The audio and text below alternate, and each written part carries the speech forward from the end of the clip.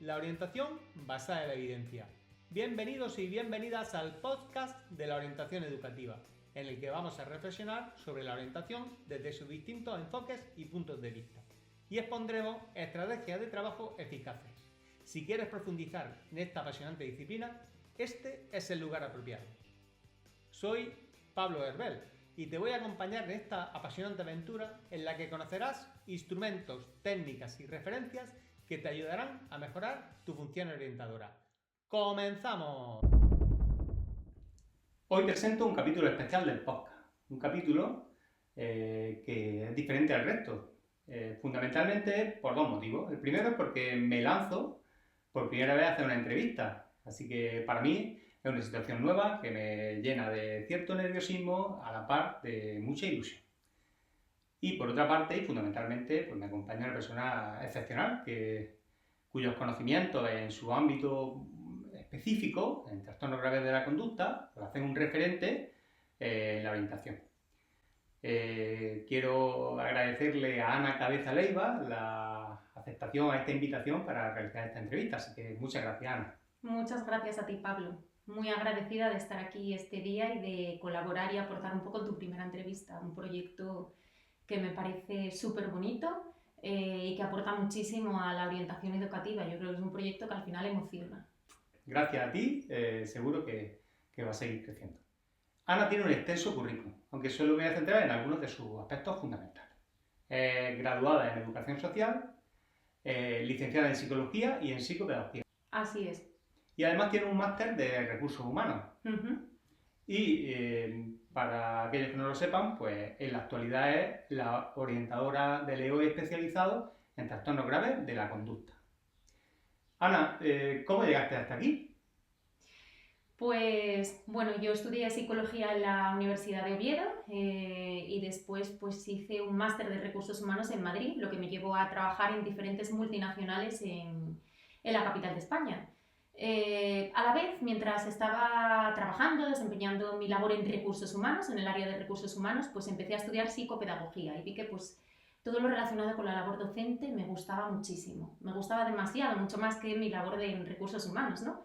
En selección de personal, formación, compensación y beneficios. Entonces, pues bueno, me lancé a dedicarme al mundo de las oposiciones a orientación educativa, dejé mi trabajo en esas multinacionales, en el área de recursos humanos y me embarqué en el estudio de la oposición de orientación educativa. Estuve diferentes años trabajando en orientación educativa, en institutos de educación secundaria obligatoria, en equipos de orientación educativa y desde hace 6 años y en la actualidad pues bueno, soy la responsable del equipo de orientación educativa especializado en trastornos graves de conducta de la provincia de Almería. Ana, entramos en materia. Te voy a poner una situación. Un niño de 3 años, han pasado 4 o 5 meses de clase y la verdad es que la tutora está desesperada. Comenta que el niño llora por cualquier cosa, que muchas veces se presenta una oposición negativista hacia ella, hacia la propia madre. A veces lanza cosas, la verdad es que nunca lo hace hacia ningún compañero, pero existe riesgo de que pueda hacerle daño a algunos de ellos. Y hasta en alguna ocasión se ha escapado de clase. En definitiva, hay una situación, hay conductas disruptivas y la tutora no sabe muy bien qué hacer. ¿Cómo le podríamos ayudar? La situación que me presentas a mí se me da de forma bastante recurrente, ¿no? Derivaciones de casos de niños con problema de conducta en educación infantil de 3 años. Yo creo que es una etapa bastante temprana, educación infantil, sobre todo el primer curso del segundo ciclo, para estar hablando de un trastorno grave de conducta. Creo que no podemos confundir el trastorno grave de conducta con una mala conducta asociada a un acontecimiento vital, a una etapa normal del desarrollo, como pudiera ser las rabietas en la educación infantil o las conductas oposicionistas en la adolescencia, también asociadas a otros sucesos vitales como la muerte de un familiar, un divorcio. Entonces, el trastorno grave de conducta no está asociado a ninguna condición transitoria, tiene un carácter permanente. Esto es primero lo que tenemos que tener claro, es importante. Por tanto, yo creo que hay que desplegar antes estrategias preventivas dentro del aula. ¿Y nos podría indicar alguna de ellas?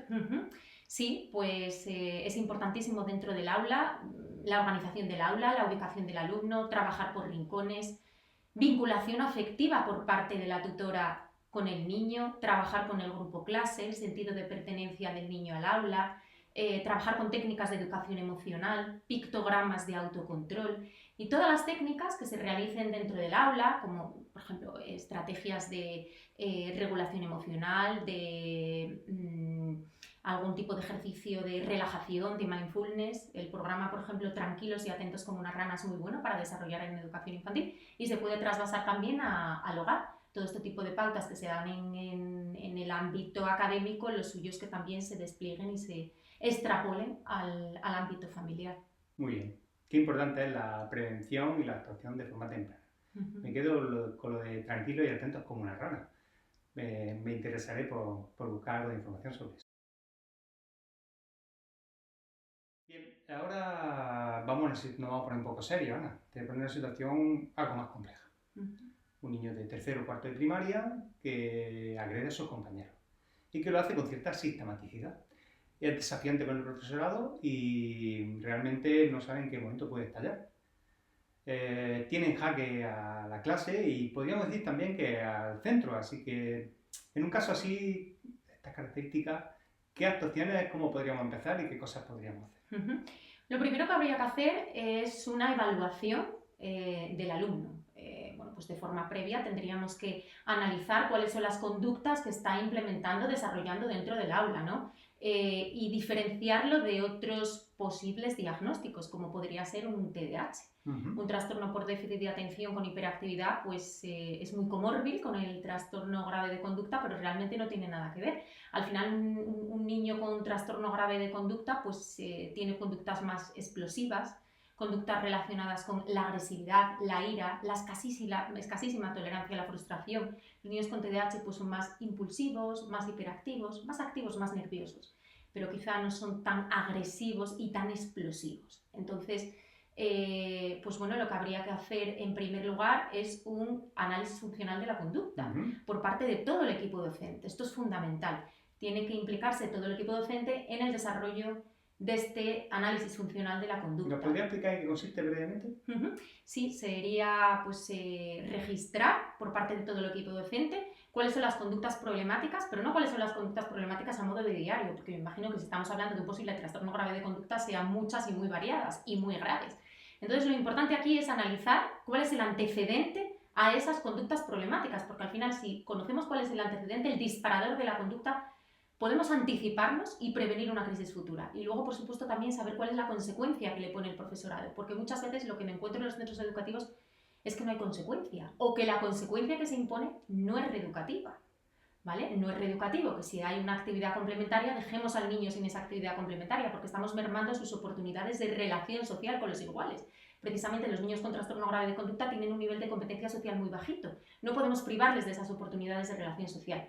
Una expulsión, un mes a casa, eso tampoco es recuperador ni reeducativo. Por otro lado, la ley orgánica, la LOE, tras las modificaciones de la LOMLOE, así lo recoge, la necesidad de que las medidas disciplinarias ante conductas gravemente perjudiciales a las normas sean reeducativas y recuperadoras. Por tanto... Indudablemente, a veces actuamos como reforzadores, ¿no? Se toman medidas que son reforzadoras. Sí, porque yo creo algo muy básico. Yo siempre pongo el mismo ejemplo en los centros educativos y es que los niños con trastorno grave de conducta son niños con necesidades educativas especiales. Entonces, igual que yo no expulso a un niño ciego porque no ve o a un niño sordo porque tiene dificultades para escuchar, un niño con hipoacusia, no expulso a un niño con trastorno grave de conducta porque tiene una conducta disruptiva, porque pega o le da un puñetazo o una patada a la puerta. Entonces, está ahí, yo creo, el kit de la cuestión en buscar esas estrategias reeducativas y esa implicación de todo el equipo docente. Habría que tener alternativas, por tanto, aula de convivencia u otras actuaciones con instituciones y demás, ¿verdad? Efectivamente, una de ellas, pues como bien dices, es el aula de convivencia, aumentar la vigilancia por parte de todo el profesorado. Indudablemente, si el niño tiene necesidades educativas especiales por trastorno grave de conducta, pues tendrá que tener un informe de evaluación psicopedagógica donde queden registradas todas esas medidas. Pero yo creo que al final la clave aquí está en que se pueden hacer muchas medidas, se pueden desarrollar muchas medidas reeducativas dentro del aula, pero lo primero que tiene que haber es una vinculación afectiva, una sensibilidad por parte del profesorado de saber qué alumno y ante quién nos estamos enfrentando. Entonces, lo primero es esa sensibilidad de qué es un niño con necesidades educativas especiales, que tiene trastorno grave de conducta, que no es de mala conducta, que es DNE por trastorno grave de conducta, y posteriormente intentar todos los días vincular con ese alumno. La vinculación afectiva es esencial para lograr ese cambio en los centros educativos. Y Ana, ¿qué persona debe ser la que se vincula efectivamente con este alumno? Bueno, en primaria yo creo que es esencial que sea la figura del tutor, porque es el docente que mayor número de horas pasa con ese alumno. En secundaria, pues esta figura se diluye un poco más y los niños suelen buscar en secundaria un referente con el que más empatizan, más vinculan, que el alumno tiene que tener 1 o 2 referentes con los que en estos momentos de crisis, a lo mejor tener una salida controlada, un docente que sienta que le acompaña a mayor medida, que le escucha, que empatiza con él. Esa figura, ese referente, es fundamental para todos los niños con trastorno grave de conducta. Me quedo con el vínculo afectivo, que es tan importante, efectivamente.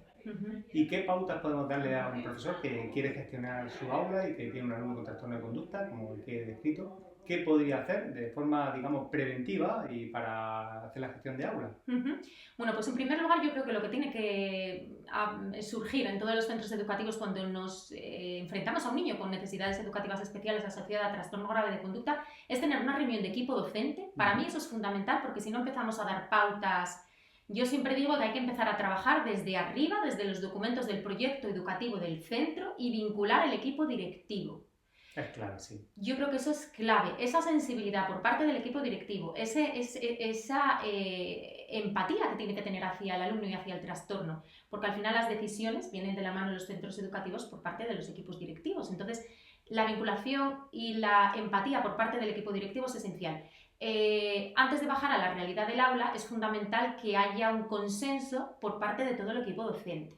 A mí me gusta trabajar con cestas de conducta, de tal manera que, hablando de esto que estoy comentando, de esa necesidad de coordinarse en todo el equipo docente, una vez que tengo esas conductas descritas en ese registro funcional de la conducta que comentábamos, es importante agruparlas en cestas de conducta. Yo parto de la premisa de que cualquier conducta puede ser categorizada en una cesta. Entonces tendríamos varias cestas de conducta. Las conductas más graves, la cesta A; la B, conductas a reconducir; la C, a ignorar. Esto es muy importante porque el 80% de las conductas de un niño pueden ser ignoradas.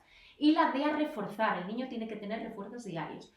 A estas conductas hay que ponerle unas medidas reeducativas, que en los centros educativos estamos muy acostumbrados a que sean partes, sanciones, apercibimientos por escrito, que al final lo único que hacemos es acumularlos, y cuando llega el 7, el 8, el 9, dependiendo de lo que esté estipulado en el plan de convivencia del proyecto educativo de los centros, llegaría la expulsión. Tenemos que tener medidas diferentes. Entonces, esas medidas vienen de la mano de ese consenso por parte de todo el equipo docente, ¿vale? Entonces, bueno, pues si sabemos que hay determinadas conductas que encajan en esa cesta C, por ejemplo, a ignorar, lo que aquí funciona es que todo el equipo docente las ignore, ¿vale? Porque y de alguna manera se extinguen. Efectivamente, y porque cuando hay esa coordinación, el niño sabe qué esperar de cada docente. Si el niño dice una palabrota, un insulto en la clase, y un profesor le dice, venga, que no pasa nada, y otro, porque voy a llamar a tu madre, o que tienes un apercibimiento, es misma conducta, diferente consecuencia. Qué importante es la coherencia. Esencial, yo eso siempre lo digo a los centros educativos, la coherencia, eso yo creo que es el paso esencial, y los centros que trabajan con este tipo de sistemas, con esa coordinación, a lo largo del tiempo yo he visto cómo mejoran, hay una mejoría. Entonces, pues podemos poner diferentes estrategias dentro del aula, diferentes medidas reeducativas que no tienen por qué ser la expulsión. Evidentemente el niño tiene que tener una consecuencia, pero tiene que tener una consecuencia inmediata a la mala conducta, y que en la medida de lo posible sea una consecuencia reeducativa. ¿Me podrías nombrar alguna de las alternativas a la expulsión para los niños con problemas de conducta? Es muy interesante en todos los centros educativos, como bien comentabas antes, que haya un aula de convivencia. Yo creo que esto es esencial, las aulas de convivencia como alternativas a la expulsión. Existen otras técnicas que se pueden implementar dentro de los centros educativos, como pueden ser las aulas viajeras, en la cual el alumno va por diferentes aulas y muchas veces cambia el comportamiento y se modela. A un niño de primero de la ESO que lo metes en un aula de segundo de bachillerato, pues bueno, para eso también es una consecuencia, ¿no? Pero es una cosa reeducativa. Yo no me voy a casa, yo estoy dentro del centro educativo, pero realmente tengo una consecuencia. Interesante. Hay otras consecuencias que sensibilizan también al alumno. En los centros educativos que puedan disponer de un aula TEA o de una aula específica de educación especial, en determinadas franjas horarias el niño puede ir a ayudar a ver otras realidades y esto les hace sensibilizarse. Yo creo que no podemos caer en el error de es que eso es un premio, o venga, pues ahora si has hecho este destrozo en el baño, vas a limpiar el baño, ¿no? Evidentemente con la condición de que haya una firma, un acuerdo, un visto bueno de la familia para todo este tipo de medidas reeducativas. Si no colaboran con nosotros... Efectivamente. El terreno ya está totalmente perdido. Es fundamental la colaboración familiar. Me gustaría que nos aportases, desde tu experiencia y conocimiento, un par de pruebas que realmente son para ti muy relevantes para el establecimiento de necesidades educativas especiales por trastornos graves de conducta. Me gusta mucho para la etapa de la educación primaria el ACE, el Inventario de Alteraciones Conductuales en la Escuela, el VAS y sobre todo el SENA. Para mí el SENA es una prueba estrella para... ¿Por qué? El diagnóstico, porque abarca todas las edades, abarca desde la etapa de la educación infantil, desde la etapa de la educación primaria hasta secundaria, y porque existe una posibilidad de poder valorar y discernir entre diferentes trastornos, desde trastornos relacionados con las emociones, el TDAH y el trastorno grave de conducta, y ya tenemos una base para hacer ese diagnóstico diferencial. Entonces esta prueba es una prueba que nos habla tanto de problemas exteriorizados, como pueden ser las agresiones, las conductas desafiantes, las conductas hiperactivas, impulsivas, y otras interiorizadas, ¿no? Que muchas veces estos niños hay una raíz ahí, quejas somáticas, depresión, ansiedad, aislamiento social. Incluso esta prueba podría ser una antesala a una posible valoración de un acoso escolar. Entonces es una prueba muy completa. Muy interesante, SENA. Y en cuanto a algún programa de intervención de tipo más específico, que pudiera llevar a un maestro de pedagogía terapéutica o otro profesional afín, ¿qué nos podrías contar? Yo aquí tengo las ideas bastante claras en este sentido y creo que los niños con trastorno grave de conducta tienen que desarrollar un programa específico socioemocional y de funciones ejecutivas. ¿Por qué? Porque en la parte de las funciones ejecutivas no solamente hablamos de la planificación, de la memoria, de la inhibición conductual. Es fundamental trabajar dentro de las funciones ejecutivas la inhibición del comportamiento, porque es algo que tienen muy mermado los niños con trastorno grave de conducta. Y luego un programa específico socioemocional.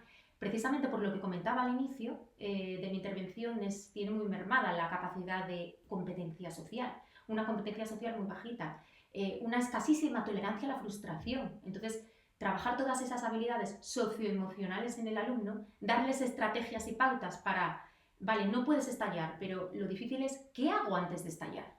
Entonces, yo creo que eso es esencial, darle esos recursos, esas herramientas de autocontrol al niño para que cuando llegue ese momento busque alternativas antes de hacer daño a los demás o hacerse daño a sí mismo. ¿Nos puedes nombrar algún libro o algún material si quisiéramos utilizarlo para una intervención?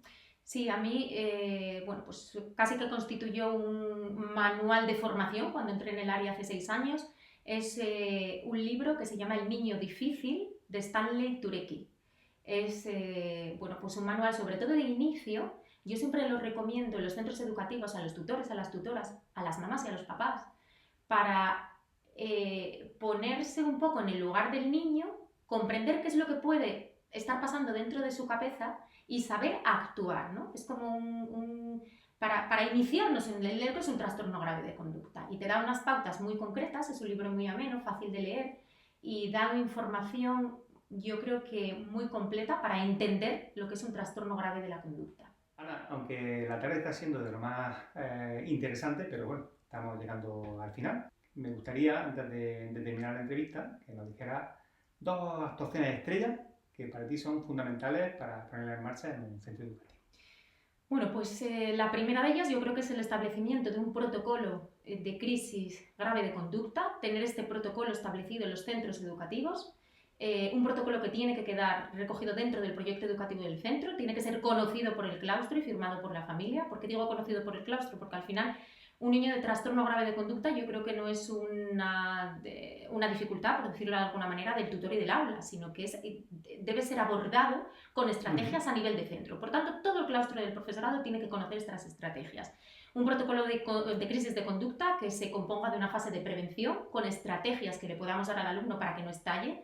¿Cuáles son esas estrategias preventivas? Cambiar la atención, una salida controlada, hacerle reforzador, hacerle partícipe en la clase de alguna situación, crear situaciones artificiales dentro del aula donde sepamos que va a responder bien para que no estalle o para aumentar su autoestima. Y luego una fase de intervención. Cuando el niño estalla, ¿vale? Todas esas fases preventivas no han funcionado. ¿Qué pasa cuando estalla? Pues el centro educativo tiene que saber qué hacer. Cómo actuar, tiene que quedar establecido en un protocolo de intervención con su fase de explosión y de recuperación. ¿Dónde va a ir el alumno? O si el alumno no quiere salir del aula y estalla en ese momento, ¿dónde vamos a llevar a los 25 niños restantes? ¿Con qué recurso personal? ¿En qué espacio? ¿Durante qué tiempo? Todo eso tiene que quedar registrado en un protocolo. Y luego, por otro lado, la siguiente técnica estrella que yo creo que habría que hacer en un centro educativo es vincular afectivamente con los niños. La vinculación afectiva, muchas veces las técnicas de modificación de conducta no nos sirven, o lo que nos sirve hoy no nos sirve mañana, o muchas veces caemos en el error, que yo creo que es un error muy frecuente, en esa ambivalencia conductual de hoy soy más laxo, mañana soy más autoritario, pasado, mañana voy a ser más permisivo. Entonces yo creo que hay que establecer una serie de estrategias a nivel conductual y mantenerlas. Vinculando efectivamente, ¿cómo? Pues mediante una disciplina positiva. No se trata de vincular y dejar hacer, sino de yo voy a vincular contigo, pero vas a tener unos límites fijados desde el afecto, ¿vale? Así se establece una relación de respeto entre el alumno y el profesor, con esa disciplina positiva y esa vinculación afectiva. Qué importante es no perder de vista que lo que pretendemos es educar, no sancionar. Efectivamente. Y Ana, me gustaría, para inaugurar una parte de la sección de la entrevista, que es que me digas qué es para ti la orientación educativa. Pues la orientación educativa yo creo que es una disciplina en la que se trata de asesorar sobre los diferentes campos de la orientación académica y vocacional, la atención a la diversidad, tan importante la orientación educativa con el alumnado de necesidades educativas especiales, la convivencia, acción tutorial y toda la parte del apoyo al proceso de enseñanza-aprendizaje. Y yo enfatizaría una palabra clave en orientación educativa, que es comunidad. Yo creo que no se puede realizar una verdadera orientación educativa de calidad sin implicar a toda la comunidad educativa. Y yo creo que además de alumnado, profesorado y familias, implicar a los recursos externos también, administración educativa, sanitaria, servicios sociales, y crear esa red de buenas prácticas, esa red comunicativa para que realmente la orientación educativa pues, tenga la entidad que merece. Queda mucho para desarrollar, ¿no? Queda un largo camino, pero un camino bonito. Bueno, Ana, muchas gracias. Muchas gracias por todo lo que nos has contado, que es muy interesante, muy completo y además concreto. Ha aportado muchas cosas que nos van a servir en nuestra labor orientadora. Sin duda, eres un referente en los trastornos graves de conducta. Sabes el aprecio que te tengo a nivel profesional y, bueno, hemos tenido la oportunidad de trabajar muy cerca y muy juntos. Y, por supuesto, sabes el aprecio que te tengo personal. Así que para mí era una gran ilusión que fueses tú la persona que inaugurase esta sección del podcast de entrevista. Muchas gracias, Ana. Muchas gracias a ti, Pablo. Es mutuo y yo estoy encantada de haber compartido, de haber estrenado esta primera entrevista en este proyecto que creo que es fascinante. Muy bien, gracias, Ana. Gracias. Pues esto es todo por hoy. Como veis, seguimos aportando cosas relevantes para la orientación y en próximos capítulos continuaremos en esta línea. Hasta otra ocasión. Adiós. Adiós. Y hasta aquí el capítulo de hoy. Espero que te haya gustado. En el próximo capítulo volveremos con otro tema igualmente interesante. Yo quedaría muy agradecido si me puntúas con 5 estrellas en tu plataforma de podcast, si te suscribes a él y si lo recomiendas a otras personas que pudieran estar interesadas. De esta manera será la orientación más conocida y podremos ayudar a mucha más gente. Te agradezco muchísimo tus sugerencias y recomendaciones, que puedes hacerlas a través del email orientacionbasadalevidencia@gmail.com. Y esto es todo por hoy. Como siempre, muchas gracias por estar ahí y hasta la próxima.